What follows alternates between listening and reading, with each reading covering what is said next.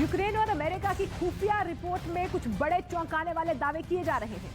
दावे ये है कि रूस के 75% हथियार खत्म हो चुके हैं। और अब कयास ये लगाए जा रहे हैं कि ऐसे में पुतिन रूस के वजूद को बचाने के लिए भयानक परमाणु जंग आगे बढ़ा सकते हैं। वैसे इसके लिए पुतिन जंग के पहले दिन से ही खौफनाक परमाणु युद्ध की तैयारी कर चुके हैं और अब वो इस पर और रफ्तार से आगे भी बढ़ सकते हैं।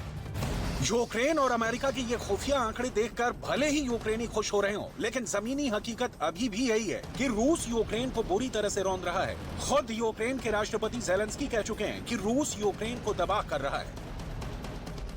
The occupiers have a significant advantage in artillery. They have an advantage in ammunition. They have much more missiles and planes than we ever had. And it's true, but our defense forces stand.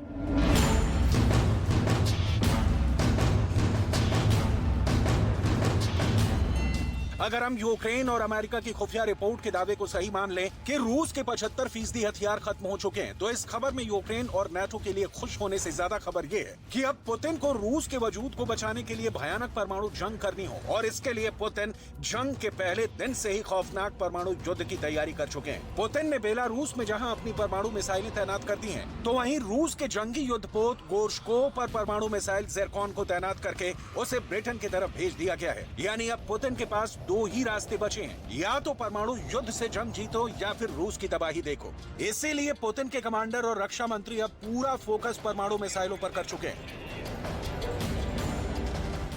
Корабль, вооруженный цирконами, способен наносить точечные и мощные удары по противнику на море и на суше. При этом особенностью гиперзвуковых ракет «Циркон» является возможность гарантированно преодолевать любые современные перспективные системы ПВО-ПРО.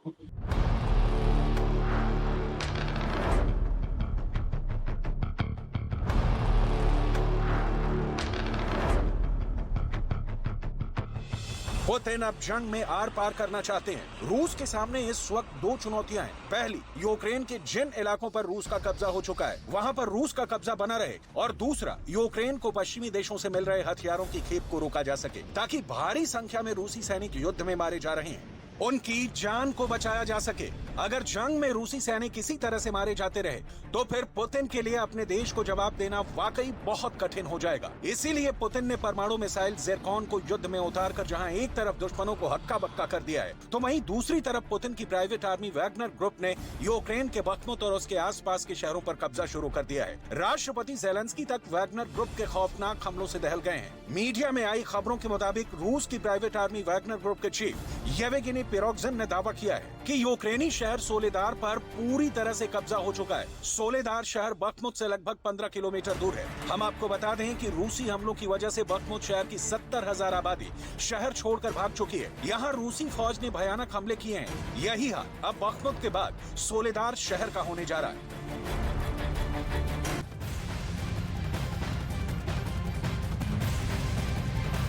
रूस और Ukraine के युद्ध के बीच माना यह जा रहा है कि यूक्रेन पर रूसी सेना भारी पड़ रही है, क्योंकि अगर यूक्रेन जंग जीत रहा होता तो राष्ट्रपति ज़ेलेंस्की को खुद ये यूक्रेन के लोगों के सामने टीवी पर नहीं कहना पड़ता कि बख्मूत और क्रेमिना और डॉनबास में रूसी सेना के घातक हमलों का सामना करना पड़ रहा है। पुतिन ने जीता यूक्रेन का सोलेदार। वैगनर ग्रुप के चीफ येवगेनी पिरोगजिन यहां तक दावा कर रहे हैं, यूक्रेन के सोलेदार पर रूस का कब्जा पिछली गर्मियों के बाद जंग में मॉस्को की सबसे बड़ी जीत है। खबर के मुताबिक वैगनर ने यूक्रेनी सेना को सोलेदार शहर के बीचों बीच घेर लिया है। ब्रिटेन के रक्षा मंत्रालय का भी मानना है कि रूस के कब्जे में सोलेदार आ चुका है। वैगनर ग्रुप और यूक्रेनी सेना के बीच जंग 200 किलोमीटर लंबी नमक खदान की सुरंगों के आसपास हो रही है। हालांकि यूक्रेनी सेना दावा कर रही है कि सोलेदार शहर पर अभी भी यूक्रेन का कब्जा है। यूक्रेन दावा कर रहा है कि उसके सैनिक सेकेंड वर्ल्ड वॉर की तरह सोलेदार की जंग कर रहे हैं और अभी रूसी सेना का सोलेदार पर कब्जा नहीं हुआ है।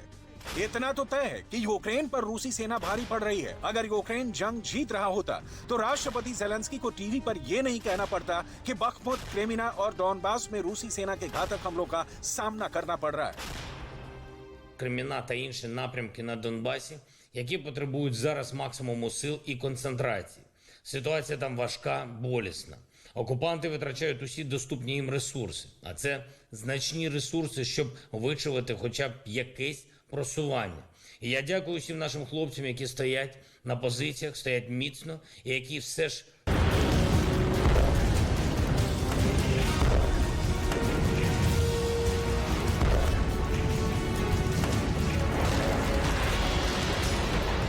पुतिन यूक्रेन को तिल तिल करके मार रहे हैं। रूस के टैंक तोपखाना रेजिमेंट्स ने तो यूक्रेन की पहचान तक मिटानी शुरू कर दी है। पूर्वी यूक्रेन के खार्किव शहर में रॉकेटों का कब्रिस्तान बन गया है। रॉकेटों का ये कब्रिस्तान रूसी आक्रमण के साक्षात सबूत दिखा रहा है। यूक्रेन के खार्किव शहर में 1000 से अधिक रूसी मिसाइलों के हमले के सबूत मिले हैं। आप इससे अंदाजा लगा सकते हैं कि रूसी फौज ने कीव समेत 12 शहरों पर कितने भयानक मिसाइलों से हमले किए हैं। यूक्रेन के दावों के मुताबिक अकेले खार्किव और उसके आसपास के इलाके रूसी गोलीबारी और मिसाइल हमलों में 1700 से ज्यादा लोग मारे जा चुके हैं, जिसमें 44 बच्चे भी शामिल हैं। खार्किव शहर में 14 लाख से ज्यादा लोग रहते थे, लेकिन आज यूक्रेन का खार्किव शहर मुर्दा घर बन चुका है। जबकि यूक्रेन के डॉनबास का हाल देखकर अमेरिका तक बौखला गया है। देखिए अमेरिका की राष्ट्रीय सुरक्षा के प्रवक्ता जॉन किर्बी डॉनबास पर रूसी हमलों को लेकर क्या कह रहे हैं। The fighting there in the Donbass has been quite intense in recent weeks. And it's pretty clear to us, and certainly clear to the Ukrainians, that the Russians continue to flow manpower in to try to tip the balance there, particularly in the Donetsk area. And it's war, and it's bloody, and it's vicious, and it has been over the last several weeks.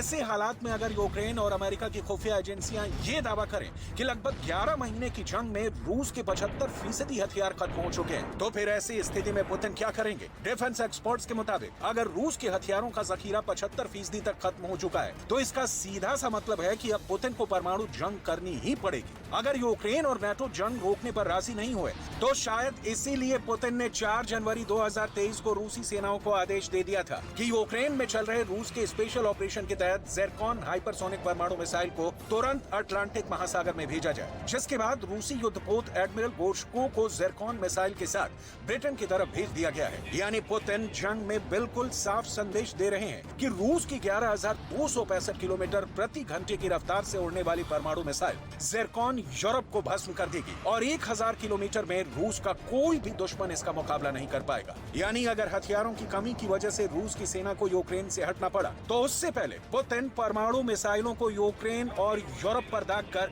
परमाणु tsunami ला सकते हैं।